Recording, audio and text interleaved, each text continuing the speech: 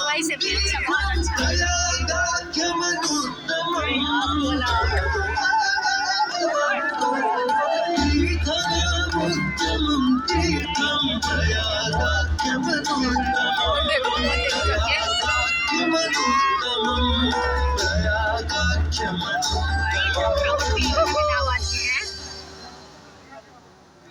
सूर्य ग्रहों में श्रेष्ठ है और चंद्रमा नक्षत्रों में श्रेष्ठ है। उसी प्रकार प्रयाग सभी तीर्थों में सर्वश्रेष्ठ है। पद्म पुराण में वर्णित ये श्लोक जिस तरह प्रयाग की विशेषता को दर्शाता है, उसी तरह इस पावन क्षेत्र का गुणगान करने वाली अनेक पौराणिक कथाएं, किंवदंतियां एवं कहानियां आज भी जनमानस में प्रचलित है। ऐसी ही एक पौराणिक कथा है जो भगवान ब्रह्मा को प्रयाग से जोड़ती है। मान्यताओं के अनुसार भगवान ब्रह्मा को यज्ञ करने हेतु एक दिव्य स्थान की आवश्यकता थी, जिसके चयन को लेकर वे बड़ी ही दुविधा में थे।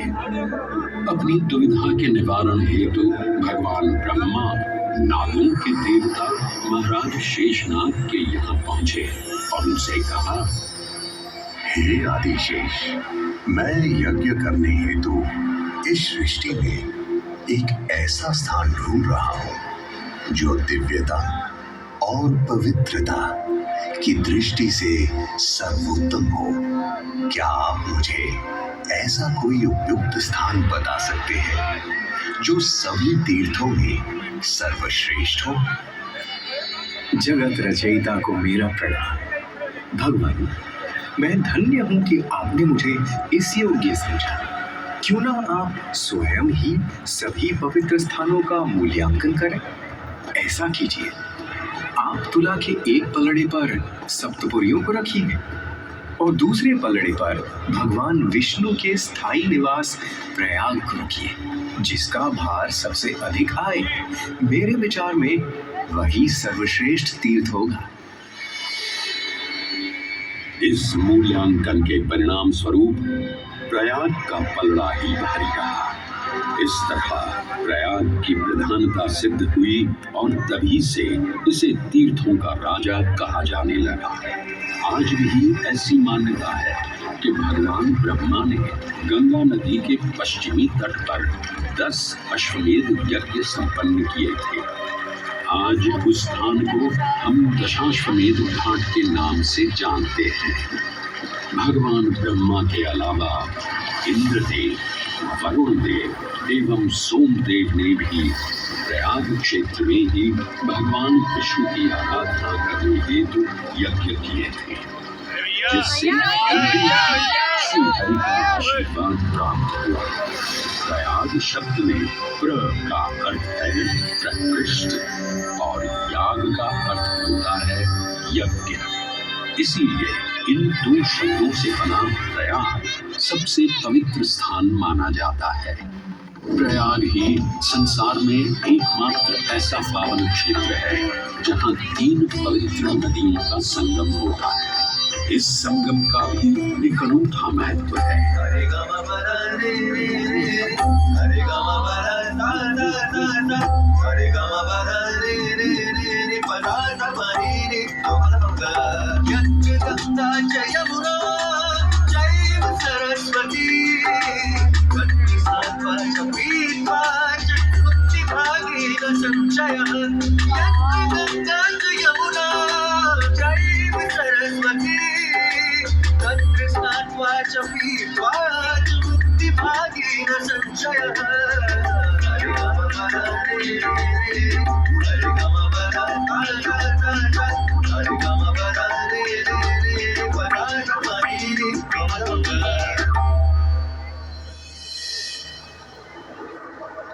प्रयाग में गंगा, यमुना और सरस्वती जैसी 3 सबसे पवित्र और पूजनीय नदियों का दिव्य संगम होता है।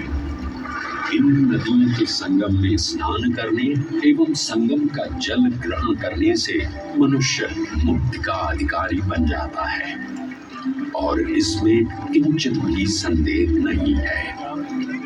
ब्रह्म पुराण में ब्रह्मा जी भी कहते हैं कि प्रयाग में सरस्वती जी अदृश्य रूप में आकर गंगा जी से मिलती हैं। इसलिए इस क्षेत्र को सरस्वती तीर्थ संगम भी कहा गया है। सरस्वती नदी के अदृश्य रूप से मिलने के पीछे भी एक पौराणिक कथा सुनने को मिलती है।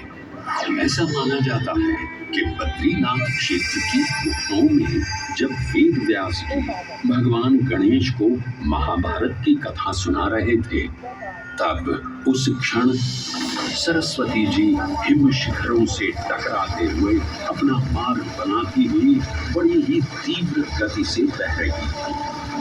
सरस्वती नदी के इस तेज बहाव से उत्पन्न होने वाली तेज ध्वनि वेद व्यास जी का ध्यान भंग कर रही थी। इसलिए महर्षि वेद व्यास जी ने सरस्वती जी से वेद ध्वनि को कम करने का आग्रह किया, परंतु उनके अनुरोध उपरांत भी जब सरस्वती नदी के वेग एवं ध्वनि में कोई कमी नहीं हुई, तो उन्होंने क्रोधित होकर सरस्वती जी को श्राप दे दिया और कहा कि वे अब धरती के भीतर यानी कि पाताल लोक में प्रवाहित होंगी। तब से ये माना जाता है कि हिम शिखरों